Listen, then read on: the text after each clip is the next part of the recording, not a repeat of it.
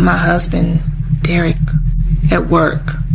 He finally walked in the door, which was probably 30 to 40 minutes later. When he comes in, he notices the lights are on in the basement. I'm the type of mother where I'm very specific about leaving the power on because I know that it runs the bill up. Knowing that, it was odd that the lights were still on in the basement.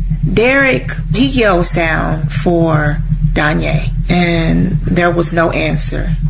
And all right, the voice that you just heard is one of Melissa McKinney, and she was speaking on finding her son, 24-year-old Danye Jones, suspended in the air from a tree by Bedsheets on October the 17th, 2018. Now, Melissa McKinney was a activist in the wake of the Ferguson, Missouri uprising concerning the extermination of the young brother Michael Brown. And this particular incident with Danye happened in Spring Lake, Missouri, which I assume is a suburb of the Ferguson, St. Louis area. And Danye Jones, again, was 24. He had just started a real estate business, just bought land, and the night before, as you will hear, he was discussing business plans with his uncle. And of course, you know the narrative. The police ruled it as self-inflicted. However, there are certain circumstances that lead the family to believe, and also myself to believe, that there was indeed a plot to take away this young man's life in the prime of his life. Miss McKinney detailed through several avenues and vehicles that she would always receive threats for her activism, as well as many other activists during that time in the Ferguson area. But what I'm going to do, I'm going to play this quick clip as the mother details finding her son. And this clip is fair use. I'm going to play it from the After the Uprising podcast, which details the story of Danye Jones. And once again, if no one had ever sent me this video, I wouldn't have known either, because once again, this made no national news, maybe some local or state news, but this is something that I had no knowledge of. So once again, just listen to the mother of this young man explain how she found her son. My husband, Derek, at work. He finally walked in the door, which was probably 30 to 40 minutes later. When he comes in, he notices the lights are on in the basement. I'm the type of mother where I'm very specific about leaving the power on because I know that it runs the bill up. Knowing that, it was odd that the lights were still on in the basement. Derek, he yells down for Danye, and there was no answer. And he says, Danye's not down there. So I'm like, what? I run downstairs myself, and I didn't see Danye, but I saw the brick by his sleeping area. And so I get alarmed, like, wait a minute, what is this brick? And I run up the steps to see if Danye was outside or something. And I open up the porch door, and something tells me to just look around. My attention was drawn over to the left side of the yard, and I see my chair on the ground, and I start walking slowly and there was a light. It must have been the sun shining down, just rising, and I see some legs.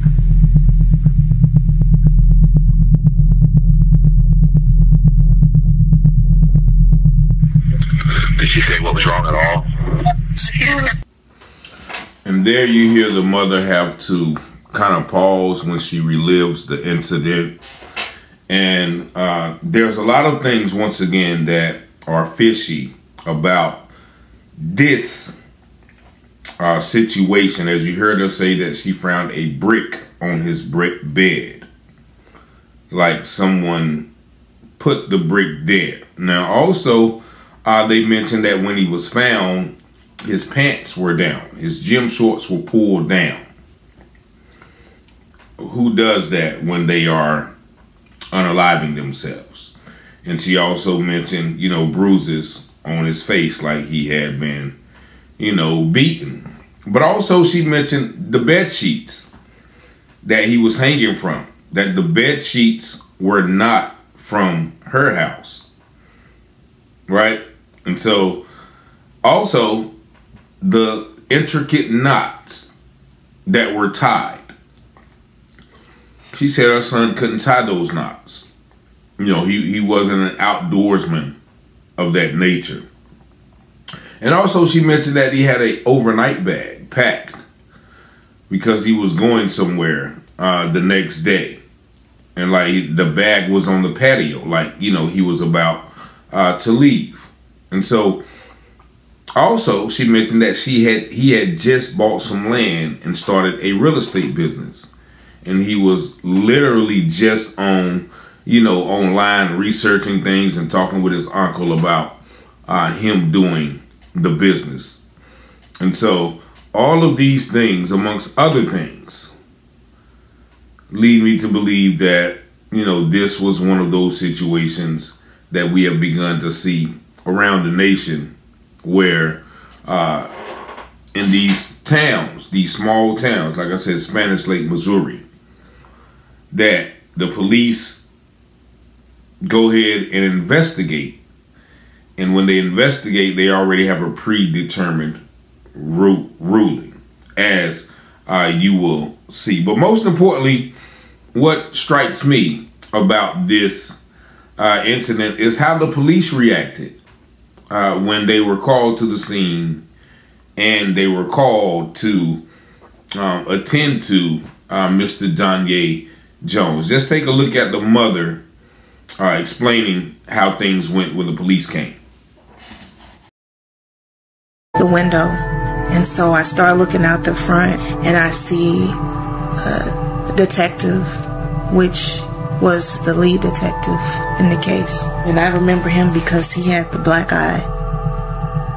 He was laughing. And it irritated me. It irritated me so badly that I asked the officers that were inside. It was a black female officer and a black male officer. I said, "Is this what you guys do? You find this funny? You think that this is cool to be laughing at the scene while my son is out there?" I ran to the back window again, and I saw some officers laughing again. But by this time, the black officer, the female officer, grabbed me, and they had me sit on the couch. They said that I couldn't look back there, and I said I didn't understand why. Do you remember anything that struck you about the lead detective with the black eye? Very nonchalant, almost as if he wanted to hurry up and get through this. Like he did not care. It was more like we were wasting his time. Like he had somewhere to be. Almost as if my son wasn't. Did you get the impression he knew who you were? Yes. And the reason why is because he was nasty. He was nasty more towards me than anybody. And the crazy part is, right after seeing me out in the front on the porch, screaming and punching and fighting, he was laughing. As soon as I went in the house, he's laughing. It was almost as if he couldn't stop. My neighbors saw him. My family saw him.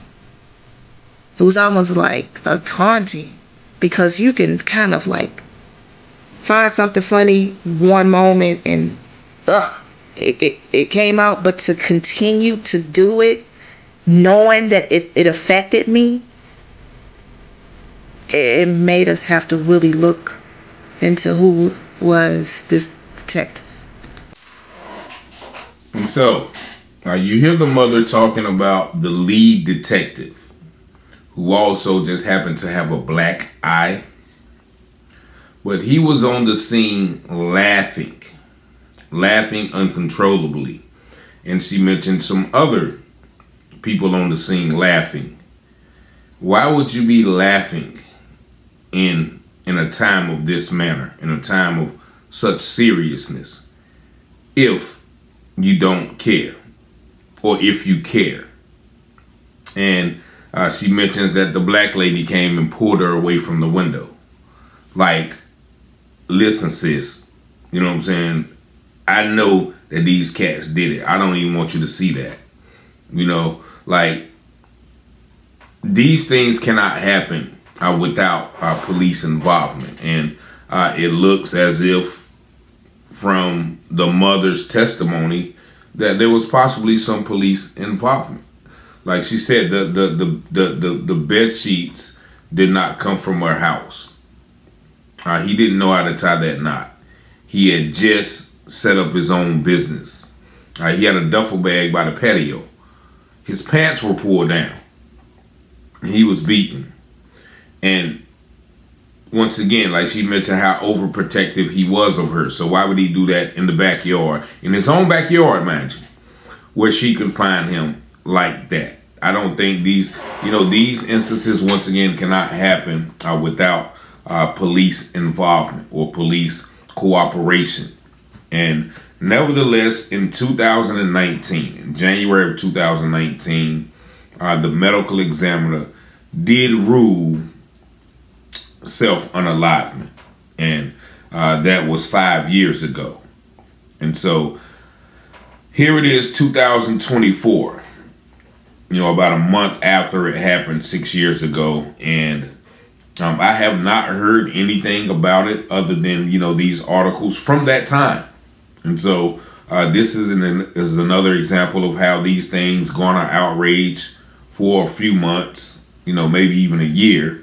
Once again, shout out to these students who did this podcast, and they did it on June 21st, 2021. And that was 3 years ago. But where is, once again, the continuous fight for justice? I'm pretty sure the mother is still fighting for justice in her own way. But, when you're battling a corrupt, evil, degenerate system as this, then you're going to need much more than one person to combat the system. So I think the person who sent me this, this is like the second or third person who sent me the story of Danye Jones. As you see, the young man, he looked very professional. He was not, according to his mother, depressed or anything of that nature that would lead him to do that. And so this is another situation that we have to question. Even though this was 6 years ago, this still resonates with all of these situations around the country that we are seeing about young black men, flourishing black men, being suspended in the air from trees, and they're calling it self-termination. 919-587-7782. Y'all let me know what y'all think in the comments. Peace and blessings. Thank you. From local stories to Wayne County news, get ready to dive into everything happening in North Carolina with Taylor House Publishing. Got a story to share? Shoot us an email at taylorpublishinghouse@gmail.com. If you're looking to publish your book or need some top-notch mentorship, we've got your back. Join the excitement with the one and only Richard Taylor, right here at Taylor House Publishing. Speak with Richard directly at 919-587-7782 Don't forget to smash that like button, hit subscribe, and invite your family and friends to watch. From Wayne County to the Carolina coast, tell our house bring the news you love most. Tune in on YouTube, don't miss a beat. Local stories that keep you in your feet. Taylor House, we got the scoop.